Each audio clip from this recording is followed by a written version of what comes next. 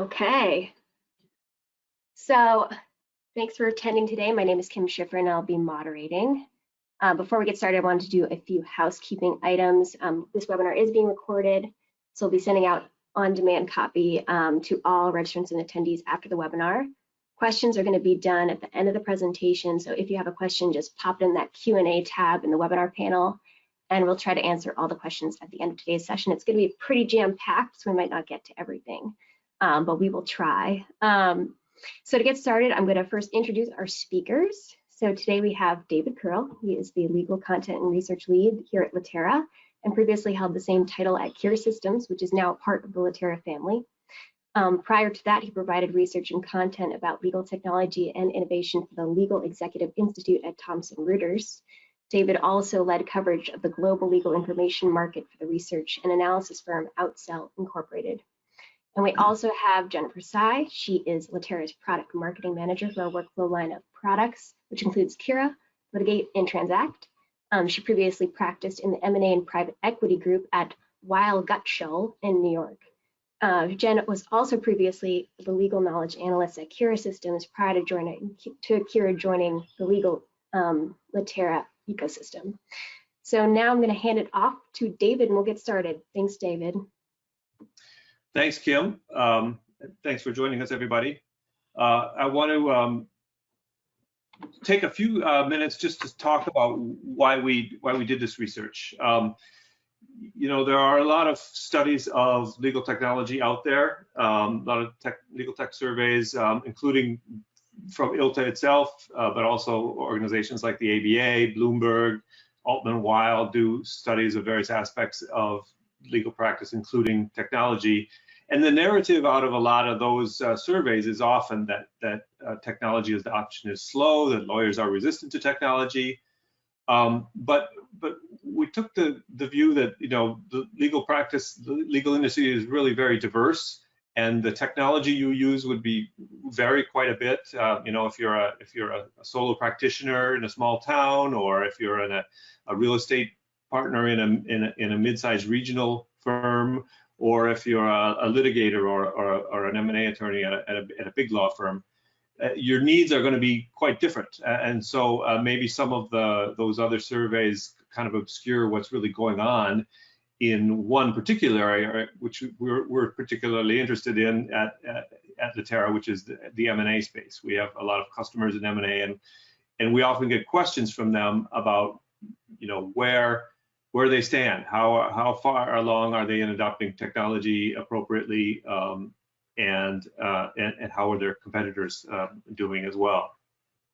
So we wanted to do a technology survey that focused specifically on that group, and we surveyed over 200 partners and associates from over 200 firms and in 3 countries: US, Canada, and UK. And I just want to start out by just kind of giving a really quick overview of the main findings, the sort of main themes that we discovered, and then Jen and I will kind of go into some of the specifics a little more detail. So, you know, the first point is that M&A teams have already adopted a wide variety of technologies in their work, and we asked about a lot of different tools that are specific to M&A, and we found pretty good uptake on all of them. And then we also found that, you know, AI is really starting to catch on, particularly since M&A is such a data-rich area. AI is becoming established and ubiquitous in many parts of M&A practice. Another finding is that technology is really having an effect on teams. On M&A teams, who's working in them, what skill sets are needed, and what how legal careers might be changing as a result of technology in the practice area. And then finally, we found that the technology is giving M&A teams a chance to provide more client-centric service. That it's not just about making life easier or more efficient for the lawyers working on it, but it's actually enhancing client service. So I'm going to turn it over to Jen, and she can run through that first set of questions about adoption and investment. Thanks, David. So as David just mentioned, the survey results yielded a few key insights into technology usage in the M&A practice. And the first one of those insights that we discovered was that M&A technologies that we asked about are actually quite widely used by M&A practitioners. So as you can see here, 7 of the specific subcategories of technologies are being used by more than 50% of the respondents. Those top 7 technologies are used to organize projects. We've got project management and knowledge management for that one at 58% and 57% respectively. To streamline closing, there's digital signature at 61%. To negotiate deals, there's document comparison was at 50%. To draft and review contracts, there's contract review at 61% and document manipulation at 51%, and also to augment diligence, where we have data room at 57%. So this shows us at what phases during a transaction the various technologies are being used, and we can see that it's a broad spectrum of workflows and tasks. So to us, that indicates that M&A teams have implemented technology at every stage of their workflows, and that there's room also to modernize and automate processes that are currently or formerly manual. Can go to the next slide. Then this next slide, we can see that technologies related to due diligence and negotiation are considered the most important for M&A lawyers. So since these are among the most frequently used technologies, it makes sense that they're also considered the most important. Drafting, negotiating, and accessing documents in the data rooms for diligence purposes are rate-limiting processes typically in most transactions. So they're areas where technology can really give a firm a big lift and advantage. There's another survey, I think, of M&A professionals in Europe, the Middle East, and Africa, done by Merrill in 2019, that found that the factor slowing down due diligence the most was accessing, gathering, verifying, and reviewing all of the documents, information and data that are related to a transaction. So it makes sense that as a category, diligence had the highest importance rankings, which reflects the importance of diligence to managing client risks, which is a central concern for M&A teams. Other categories that rated highly under importance included technologies that help with the entire end-to-end workflow, like project management, knowledge management, and negotiation platforms. The importance of these tools suggests an interest in bringing deal process onto more unified platforms for a more efficient execution of deals. And now, getting to the benefits of technology being used in M&A, we asked whether M&A technologies help improve the respondents' M&A practices. So for each of the technologies that respondents said that they used, we asked them in what areas they saw improvement. Their answers provided us with some helpful insight into what motivates them to leverage technology more in their work. What we found was that M&A lawyers saw as top benefits of technology in M&A practice were all relating to higher accuracy and decreased risk. And those are both factors that are really important in M&A work. 73% of respondents ranked one of these top 4 benefits of technology as the most important benefit, and those were having more accurate review, the increased scope of review to decrease client risk, having more time for client analysis and consultation, and more efficient review processes overall. So this suggests that client interests in risk management, accurate results, and client relations are all central considerations for lawyers that are using technology in M&A transactions. And these are important areas in which technology can really act as that extra set of eyes and add value. There's research that's been done that in multiple studies in information retrieval, for example, that found that the maximum recall of manual human review is only around 65% on a great day. So to the extent that any product exceeds that, you're going to see value add and benefit of using technologies. On top of that, using technology allows legal teams to dig deeper into a set of contracts, for example, in the contract review area, rather than say just the top 10%, or even figuring out what's material. It takes a lot of time to sift through piles of contracts that might be located in different places, different hard drives, and figuring out what that top 10% even is that should be reviewed in the first place. So removing the risk of missing critical issues in language, which is present in human review and inevitable, can be a real game changer. And the process becomes more efficient because you don't lose time retyping information or copying and pasting things like indemnification provisions or signature blocks. And that leaves more time for thinking about the bigger picture of a transaction, analyzing the language, and providing more value to your client. And that said, the output of the technology is only going to be as good as an attorney's understanding of multiple factors. software might be able to accurately pull out change of control or assignment provisions for you, but since products like Kira that use AI, they're really meant to just augment and not replace attorneys. A human has to still put those provisions and the language into context with things that vary with each deal. So things like the structure of a specific deal, an individual client's appetite for risk, and making the determination as to what level of materiality those issues arise to, and so on. So next, moving on to approaches to innovation, we also learned that M&A lawyers see themselves as technology innovators or early adopters. I think we can all agree, like David said earlier, that lawyers are typically seen as risk averse and resistant to change. But it seems like a lot of things have changed that, including the global pandemic and how making the transition to remote work and using more technology was critical to continued success during the pandemic. And to that end, most of the M&A lawyers we surveyed for this report rated their firms as either innovators with a high tolerance for risk at 29% or early adopters with moderate tolerance for risk at 52%. The other firms either saw themselves as early majority adopters, late majority adopters, or laggards in their approaches to technology. So we can see that there are relatively high levels of adoption of certain technologies like contract review, digital signatures, and data rooms, and this suggests that M&A lawyers may be well ahead of other practice areas in terms of their technology adoption and use. That said, M&A work is very process-oriented and involves large volumes of data and documents, and that's exactly the sort of work that lends itself to the standardization and automation that technology can support. Okay, going on to the next slide. We also asked them questions in the hopes of looking ahead. What's down the road for technology in M&A practices? And what we found was that M&A practice groups are increasing their investments in technology. A large majority of respondents, 84%, expected to increase their technology spend in the next 12 months. Another 23% expected to significantly increase their spending.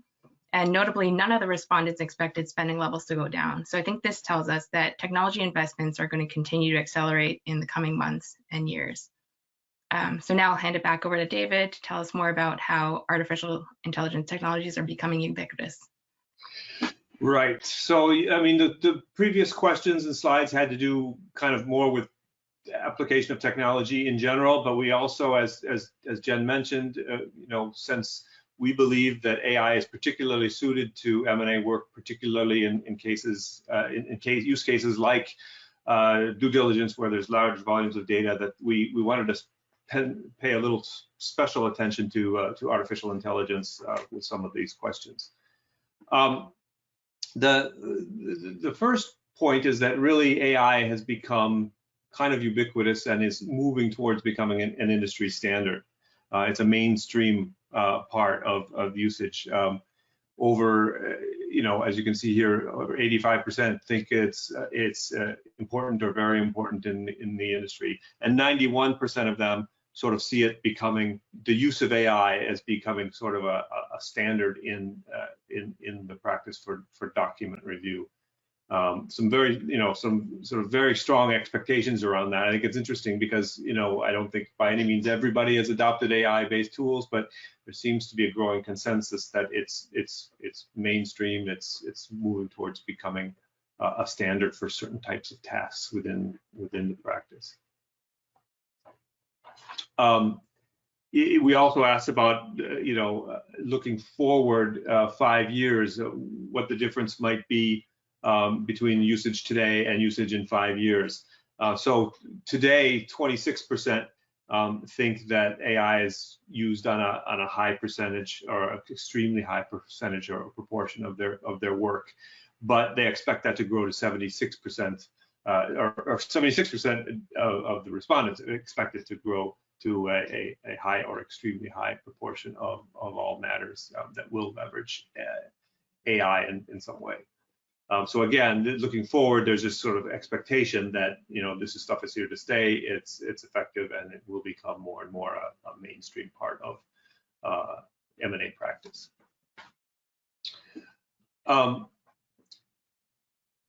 We asked as well about some of the, again, some of the specific benefits of AI, freeing up time, and retaining younger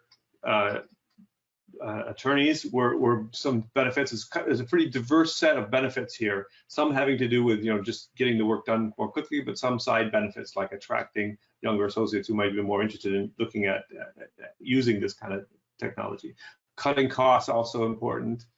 And then even though there were the responses around accuracy and trust in AI were positive, they were a little less positive than the rest of those other factors that you see here.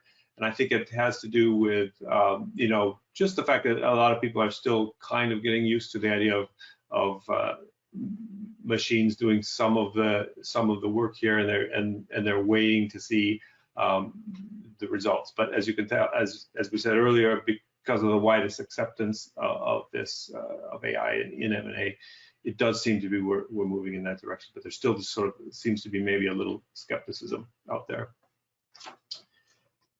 And then with regard to careers, I thought this was a very interesting aspect of the research. Using AI in practice does require a bit of change in the work and who's engaged in the work.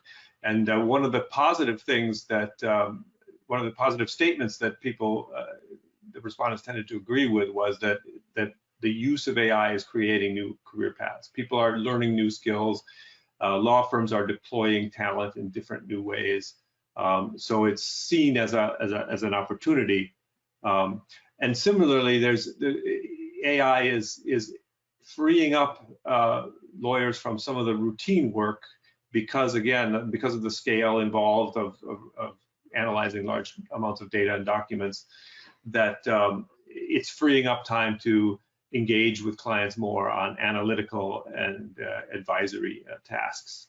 The one reservation was that a fair number of people agreed with the statement that it might make the use of AI might make it harder to train young associates. They may not be reading as many documents themselves and analyzing, although I think we see in the way that AI is used that AI is used mostly as a sort of a first pass at data, and that the human analysis is still very important and will continue to be a place where young associates earn their chops in the industry. But that was one interesting concern. But for the most part, we think this data reflects this sort of positivity about using AI and advanced technology in M&A work, because it does seem to be enhancing careers, enhancing the quality of life, if you will, of people working on deals. I'll switch it back to Jen to talk about a little more about some of those ways that technology is reshaping M&A teams. Yeah, thanks. So like David just mentioned, there's new skill sets emerging from the growth of technology in M&A, and that advent of technology usage has led a lot of firms to hire different allied professionals to help manage that technology and the different processes. So getting a little bit more specific into what kind of skill sets and roles that are coming out of that, we looked at the survey respondents to the question of how firms are increasing their investment in different professionals. So the most common roles mentioned were pricing and budgeting managers, along with product managers. And that said, similar amounts of investment are being put toward legal knowledge engineers, knowledge management professionals, data analysts, and also project managers. And then getting into how M&A teams are changing, I think that's the next slide, thanks. We found that 90% of respondents thought that younger lawyers coming into the profession are very prepared or generally prepared for using technology in legal practice. So this could be attributed to just generally younger generations being seen as more technologically savvy and being more engaged and interested in the use of technology in their practice. Overall, we think that this indicates that firms that are falling behind in purchasing and implementing technology are going to start feeling more pressure to build up their capacity to evaluate technology and to encourage adoption across their firms as part of overall efforts to recruit and retain younger lawyers, like David mentioned earlier. we've been seeing that turnover is increasing in recent years, and to combat that, the technology that's available to a firm's lawyers is going to be increasingly a consideration in building a culture where attorneys feel supported in their work, rather just feeling like an interchangeable cog. I'll turn it back over to David now for how technology enables more client-centric service delivery in M&A. Thanks. Yes, in many ways, we think this is one of the most interesting aspects of this research is that this sort of realization that technology is not just for purposes of efficiency and lowering cutting costs or processing greater volumes of data, but it also it's for improving client service delivery as well. One question you see in the lower left there is about whether clients are asking about a firm's AI capabilities, and 30% say that clients are always asking about that, and 51% say sometimes, an additional 51%. So I think firms are starting to hear interest from clients about what specific technologies are you going to bring to our M&A work. And then the 88% figure there has to do with the opportunity that technology gives firms to have a discussion with clients about strategy, where before we found that many clients will sort of define the scope of due diligence, for example, and that was that. There wasn't much of a discussion around it. But with the capabilities that firms have now with technology, a firm can offer the ability to widen the scope of diligence using technology, review more documents, potentially capture risks that might otherwise have been missed under a more narrow diligence scope. So the technology, just by being available, is creating an opportunity for firms to sit down with their clients and talk about their goals and their strategies for any given deal, and which mix of technology and human review is appropriate. Then the 91% and the lower left 88% there have to do with marketing and business development benefits of using technology. 91% say they're using the technology they have as a differentiator, and coming up with, in competitive situations, it's important to have a good story around technology.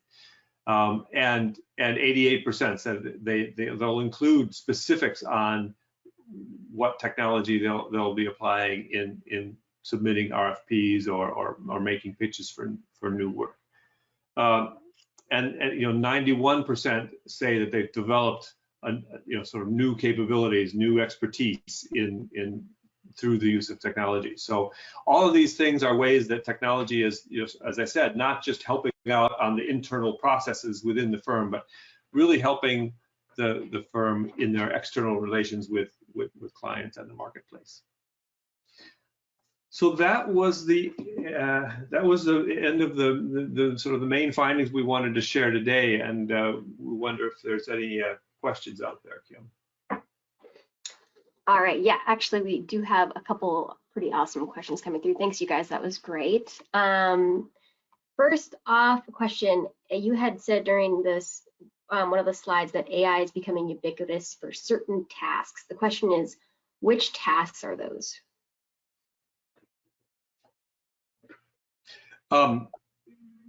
Jen, you can chime in too, but I think the artificial intelligence specifically is, I think, mostly applied in diligence. Again, any situation where you have to review large volumes of documents, that's where AI is really getting a foothold in the industry, or in this practice area.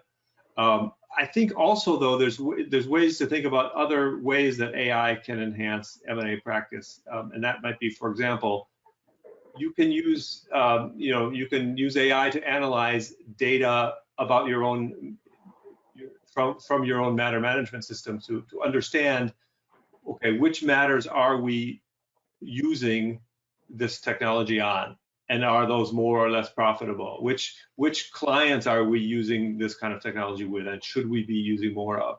So you know, there's AI within the sort of the work itself, specifically like due diligence work, but you know, AI can be also used in leveraging some of that other sort of internal business of law information that a firm has in its various other systems.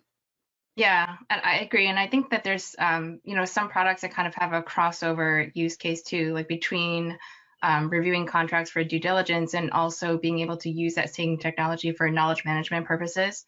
And then there's also the integration piece of it, where that AI can be carried over, or the results of, you know, the work that the AI has done can be carried over into other products. And I think that's also an important point to remember.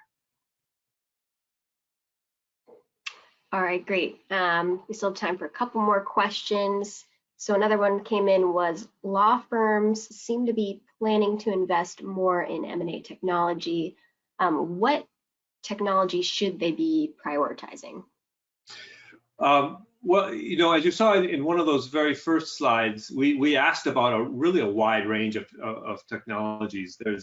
There is really technology for almost every phase of the deal workflow, and I think one strategy would be to simply focus on the pain points. You know, where is the most friction in your practice group? Where are teams getting hung up? Where do you feel time is being wasted and automation could help?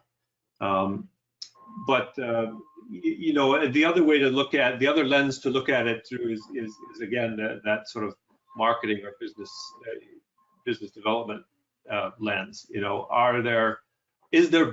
think about whether there are deals you're missing out on because you don't have the capability to do the large scale work that you need to, and would technology help some of those issues? So I would say look at for the pain points internally, but look for the sort of business opportunities where you think you could find more work, do more work, win more work from customers, from clients with better technology. Jen, anything to add to that? No, I think David covered it all. Awesome. Okay, a couple more coming in. Are M&A teams ahead of other practice groups in adoption of technology? I think, as I said kind of up front, I think one of the challenges of really thinking about, you know, legal technology adoption is that every practice area is different. Every size of firm has different challenges, and so it's hard to generalize about legal technology adoption across the whole industry, which is why we did this study. We wanted to really focus on M&A and say, okay, how are they doing as far as tech adoption, and what are the benefits? And we think that the two factors that are really driving adoption in M&A are the pace of deal making these days. Is really creating a lot of pressure to get more work done faster, and technology can help with that. But then also just the volumes of data are getting more and more. Organizations involved in acquisitions are, you know, generate thousands and thousands and thousands of documents, some of which will need to be analyzed in bulk in the course of a deal. So it's that combination of sort of the need for speed, the need for execution on deals, combined with the increasing volume of data that's involved in those deals, that's really driving things forward, and maybe the reason that we're finding M&A possibly is slightly ahead of other practice groups in our adoption of technology. Right. I think building on that, it's the type of data that lawyers are searching for in their work within M&A, right? That's pretty standardized what you're looking for from deal to deal, or like it lends itself to more easily being standardized and not having too many or like the facts that are specific to a certain deal will like most likely be contained in whatever set of documents that you're going to be reviewing. So I think that's another factor that helps, you know, technology kind of sort of be able to push M&A lawyers ahead a bit. All right, so we are running a little low on time. Do you guys want to take any more questions, or should I wrap it up with a couple housekeeping items?